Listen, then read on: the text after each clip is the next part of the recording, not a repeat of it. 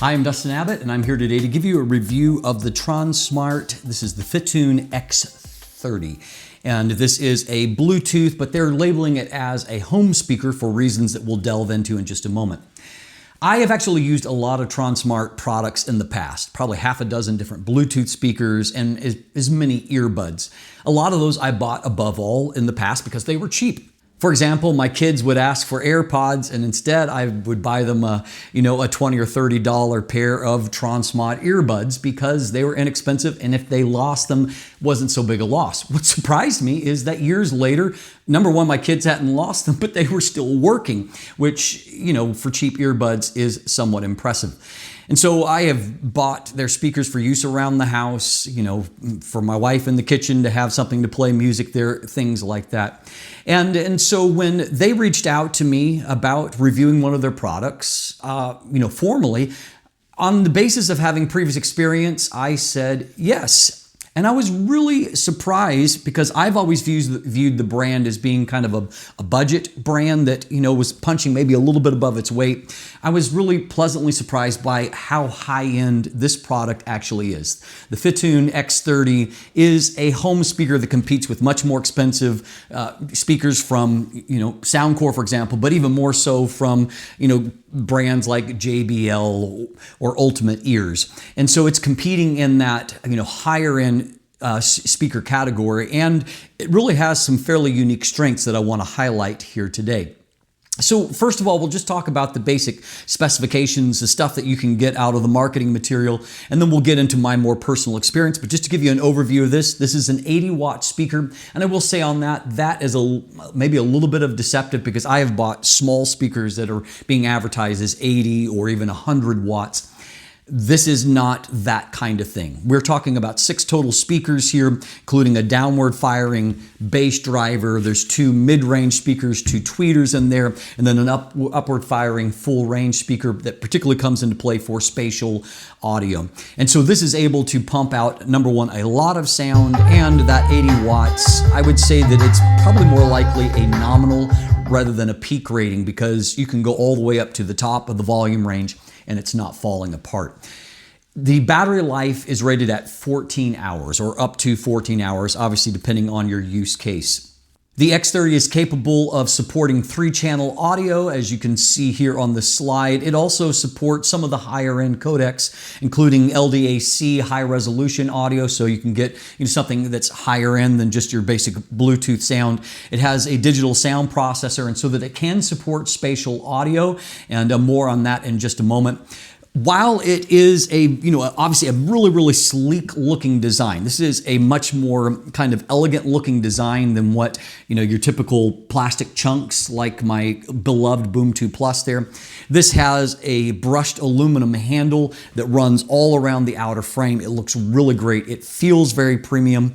Really love the look of that. And while like the top plate here is just a plastic, it is obviously kind of tailored to match that. And then on the actual grill here itself, we're back to that brushed aluminum here at the top. And so it's a nice blend of materials. And then we have got almost like a speaker grill type material, but the whole look here actually really comes together in kind of this retro chic design, I would say, that actually is really good looking for a Bluetooth speaker. And it's no mistake that it's actually won multiple awards for design already, because this is a better looking speaker than what we typically see. But what's interesting is even though it has this kind of higher end home appearance, it actually has an IPX6 rating, which if you check that rating, that means we're up to being able to hose it off, powerful jets of water coming at it. And so obviously they're able to call it waterproof because it has a similar rating to some of the more rugged looking designs. So I was actually impressed by that. Here at the top, we do have a set of controls. Only one of these is a full hard button. That's the actual on-off button. All the other controls here are more of like haptic touch style, but we have all of the basic functions here. We have the ability to it's decided to turn off after sitting here for a while. But we have those volume up and down here. We have play pause on there. We have the ability to switch into different modes. We have the ability to go into your Bluetooth pairing. We have the ability to go from the top into spatial audio on and off. And then of course, obviously, if you're going to pair multiple speakers in a TWS true stereo configuration, you're able to do that. And yes, you can do that. You can pair multiple units, as I have done here, to give you true stereo sound. And I'll give you a little bit more on that in a moment. At the back, we have a rubber gasket covered area here that has a couple of ports, USB-C for charging, and then an auxiliary input, 3.5 millimeter, and then we have a reset place if you need to reset the speaker there. There is a Tronsmart app that is easy to use and it works well.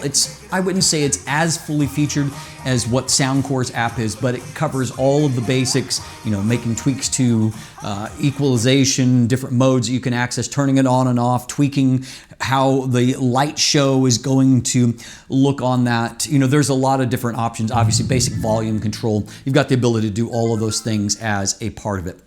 Price point here is $179.99 or about $180. So it's competing at a little bit lower price point, $50 to $70 cheaper than the equivalent Soundcore type product. And then if you're talking about JBL or Ultimate Ears, obviously it's a whole lot cheaper than what those equivalent products are. So that's the basics, but what about the actual sound quality? First of all, I've used one of these for about 8 weeks at this point. And so I initially used it for a while with a single speaker. Then I was intrigued to see how well it would work with TWS with two of them because I have had, let's just say, inconsistent results with that in the past. When it works, it's great. But what I found is that there tend to be a lot of glitches. Sometimes they don't always sync up, or they sync up initially and and after 5 minutes, one or the other is dropping out. It's been a frustrating process for me in the past, and that is included with some Tronsmart products. And so I really wanted to test that. So for over the last several weeks, I've been testing two of them together to see how that works. As far as the applications where I've used it in backyard settings for, when you're doing backyard games or parties and just kind of filling the yard kind of sound. I've used it at the end of the table for, for dinner music or background music. I've used it set up with them paired in more of a living room kind of configuration where I'm just trying to fill the room with sound.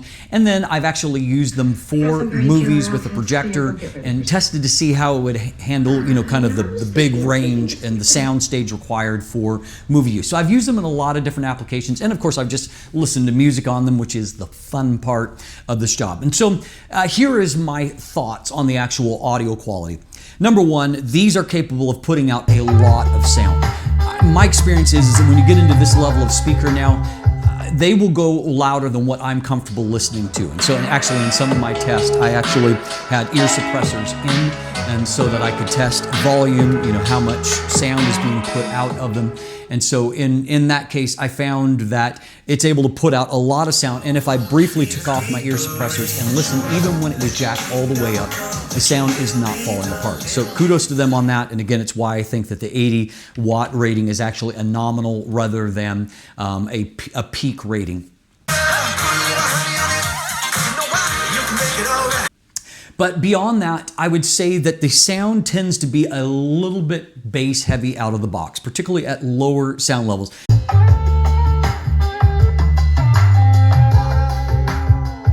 It's able to put out a surprising amount of low end, and so I'm impressed by that, but I just found that the default equalization is a little bit bass heavy. As the sound goes up, it actually balances out a little bit more, but in some cases, you're up at levels that maybe are too uncomfortable to listen to if you're just wanting to have background noise. Now, fortunately, that wasn't really the case when I was in the movie setting, and I felt like it really did a nice full sound range without any kind of issues. So what I found is that if I was listening in default, not spatial audio mode, I needed to go in and tweak the equalization to take some of the low end down. And so if there is, I think, about 6 different area zones where you can control equalization, the first 2, I needed to pull down quite a bit and then add a little bit more into the middle and a little bit more to the high end. And I was able to get a more balanced sound at lower volume levels for that. Now, when you switch into spatial audio, it definitely broadens the sound stage, but it also seems to have a default equalization setting, which is a little bit bass heavy on the low volume levels and gets better as you bring it up. I did find that using the spatial audio when in a movie setting was my preferred setting. It actually gave a bigger sound stage and was impressively good. And so overall, I think that the sound is very good. It has quite a rich quality to it, almost an analog type sound that I found very, very pleasing and seemed to work well with a wide variety of musical styles. Some of these speakers, they sound good with certain types of music and not so much with others. This felt fairly flexible. And so overall, I'm impressed with the sound quality. It doesn't have quite as much power as the Boom 2 Plus, which is an amazing sounding speaker, but it is able to put out plenty of sound and the sound quality itself is good. So how about things that I like, practical things, and then some things that I don't like?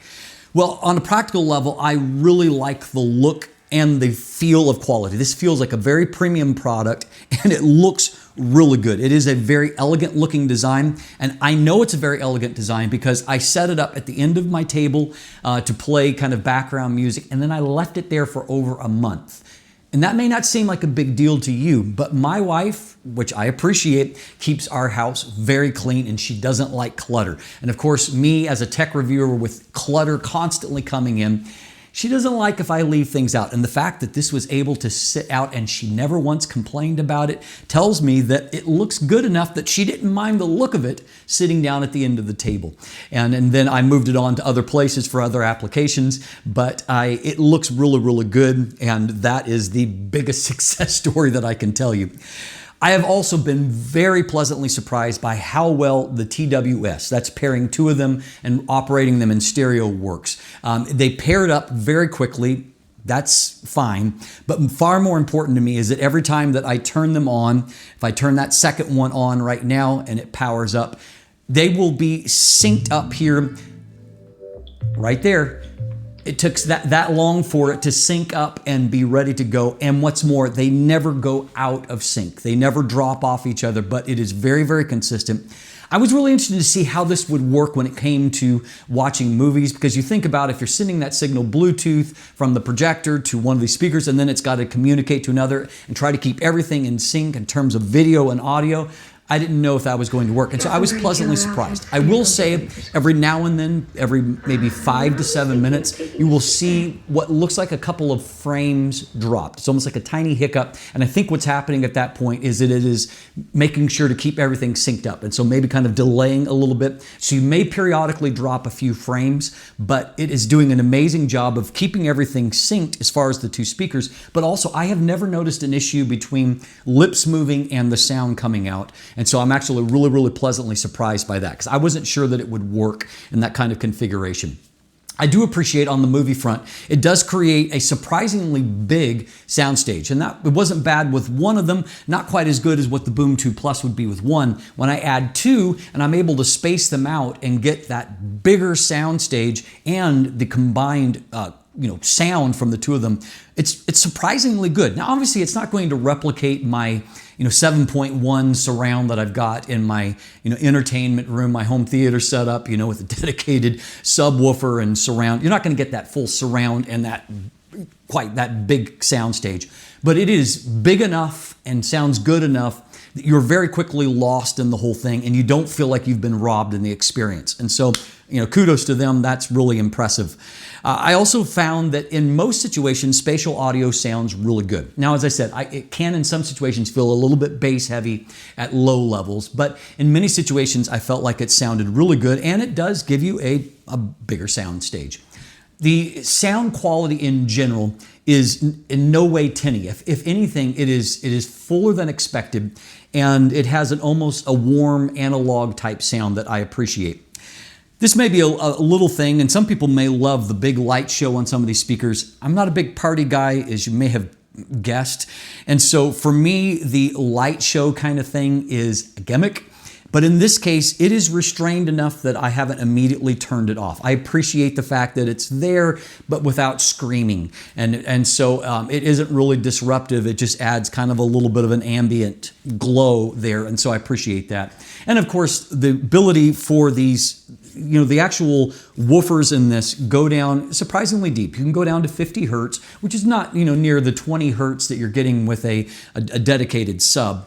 But it's deep enough sound that I'm pretty confident you're never going to feel like, man, I wish there was more bass. It really sounds very good on the low end. It's quite powerful, and so that is impressive. And I also love these down-firing designs because it's really great. I've got hardwood floors in my house. I can actually hide these away on either side of the couch, down where people will never going to see them, and have big room-filling sound from them. So I actually really appreciate that. So what don't I like? Well, as you've probably figured out, I feel like the high-end clarity could be better, and particularly the default EQ settings could be better to give you a little bit more balanced sound at lower volume levels. I also feel like the default, which is the override equalization settings in spatial audio, again, they're a little too heavy on the bassy side, and so I would have liked a little bit more. Even if I had a little bit more control over it in spatial audio and could pull a little of that low end down, I would appreciate. My final critique is that the 14-hour battery life is a little bit underwhelming in a speaker like this. For example, the Boom 2 Plus has a 20-hour rating, and I've used speakers that have a 24+ hour rating. And so in this case, it feels like I'm charging it a little more often than what I would like. I love the fact that you can leave this out and it looks good in the decor. But of course, if you're having to run a cable to it to charge it, it detracts from that overall look. And so I would have liked to have seen it maybe to be up a little bit more closer to the range of the Boom 2 Plus in terms of that 20-hour rating. So that leads me to my conclusion. There are lots of party speakers out there. You go into Costco or Walmart or any other tech store and you'll see lots of different options that look like these black plastic hunks. But I would recommend the Tronsmart Fiitune X30 to those that are looking for a home speaker. And by that, not just a speaker to put out sound, but something that will actually fit your decor if it's left on a counter or an end table and look like it belongs rather than you just forgot to clean something up. It's also a solid value at $180 US. I mean, you're getting a really premium looking and sounding product for that price point. And if you buy two of them, you're going to be surprised by how much and how good the audio can actually get. Kind of my last word on this is that as I was doing research, I looked through, was looking for user reviews, and AliExpress is probably the place where there are the most of them at this point. And so I noted that as of today, there were 53 verified purchase reviews on there, and the aggregate total was 4.8 out of 5 stars. And as I read through those reviews, I saw again and again people were impressed by the quality of the product and the quality of the sound coming out of it. So at the end of the day, I think that that is a pretty fantastic endorsement for this. If you want more information, you can check out the description down below. There is links to their website for that. There are some buying links as well. And as always, thanks for watching. Have a great day and let the sound in.